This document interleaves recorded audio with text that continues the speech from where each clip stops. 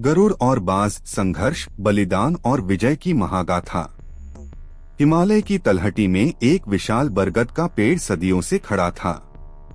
इस पेड़ की शाखाएं इतनी फैली हुई थीं कि यह कई जीवों का घर था। परंतु इस पेड़ पर सबसे खास बसेरा था गरुड़राज वज्रपंख और बाज सम्राट वीरन के परिवारों का। गरुड़राज वज्रपंख अपनी पत्नी सुवर्णा और 2 बच्चों अर्जुन व कावेरी के साथ रहता था। वज्रपंख का आकार विशाल था और उसकी आंखों में सूर्य जैसा तेज था। वहीं बाज सम्राट वीरन अपनी पत्नी मालिनी और बच्चों उद्यन व चंद्रिका के साथ रहता था। वीरन की उड़ान इतनी तेज थी कि पलक झपकते ही वह आकाश में खो सकता था। दोनों परिवार गहरे मित्र थे और जंगल की रक्षा करने में हमेशा एक दूसरे का साथ देते थे। परंतु यह शांति अधिक समय तक टिकने वाली नहीं थी। कुछ दिनों से जंगल में अजीब हलचल थी। दूर एक नया गांव बसने वाला था और मनुष्यों ने जंगल को काटने की योजना बना ली थी। इस अभियान का नेतृत्व कालसिंह नामक एक निर्दयी शिकारी कर रहा था। वह न केवल जंगल को साफ करना चाहता था, बल्कि उसके मन में एक और भयानक योजना थी, गरुड़ और बाज के बच्चों को पकड़कर ऊंचे दामों पर बेचना। यह पेड़ बहुत विशाल है, इसे काटना आसान नहीं होगा, उसके एक आदमी ने कहा। पहले हमें इन बड़े पक्षियों से छुटकारा पाना होगा, कालसिंह ने ठंडी आवाज में कहा। अगली सुबह वज्रपंख और वीरन ने देखा कि इंसानों ने पेड़ के पास कुछ लकड़हारे और शिकारी भेजे थे। वे इस खतरे को समझ गए। हमें अपने परिवार की रक्षा करनी होगी, वीरन चिंतित होकर बोला।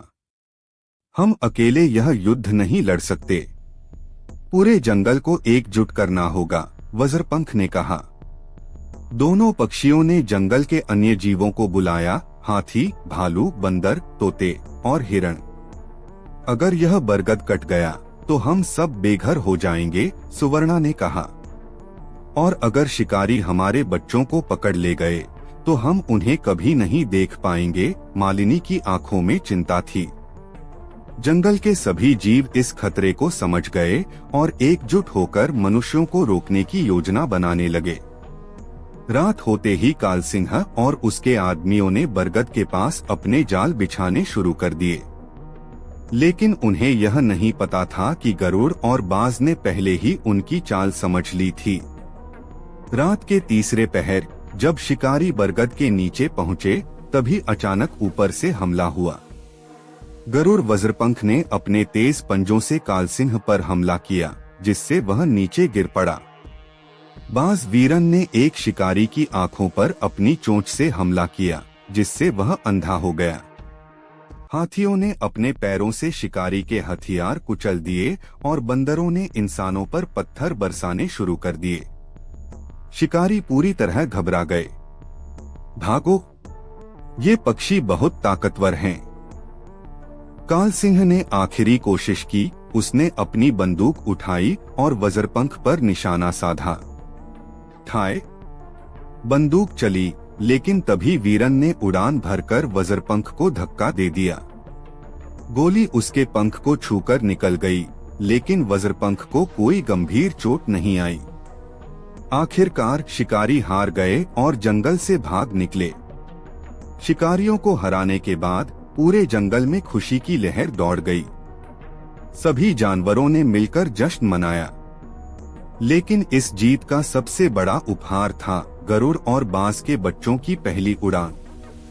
अर्जुन और कावेरी ने पहली बार अपने पंख पूरी ताकत से फैलाए और आकाश की ऊंचाइयों में उड़ चले। उद्यन और चंद्रिका ने भी अपनी चोंच ऊंची की और अपनी पहली उड़ान पूरी की।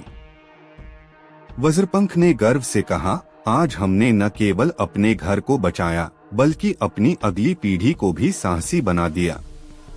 वीरन ने गर्व से देखा और कहा, अब यह बरगद कभी नहीं कटेगा। यह हमारे अस्तित्व का प्रतीक बन गया है। बरगद पहले से भी अधिक मजबूत और जीवंत हो गया। सीख, एकता में शक्ति होती है। जब जंगल के सभी जीव एकजुट हुए, तब उन्होंने शिकारी को हरा दिया।